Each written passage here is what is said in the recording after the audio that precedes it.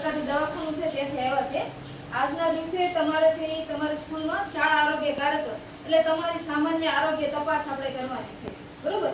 એમાં તમારું વજન ઊંચાઈ કરવાનું, તમારું વજન પ્રમાણે ઊંચાઈ બરોબર છે કે નહીં, એ પછી તમારા મોઢાની તપાસ, ટૂંકમાં માથાથી લઈ અને પગની પાની સુધી કોઈ પણ શરીરના અંગોમાં કોઈ પણ જાતની તકલીફ છે કે નહીં એ જોવા માટેની આખી આરોગ્ય તપાસ અમે કરવાના છીએ તમારે, બરોબર। અને આ ઉપરાંત આપણે છે એ તમે લોકો જે રોજબરોજ બધું ખાતા હોય, ગળપણ ખાતા હોય, ચા દૂધ પીતા હોય, એ બધું ખાતા હોય એના લીધે તમારા શરીરમાં છે એ કૃમિ થાય આંતરડામાં।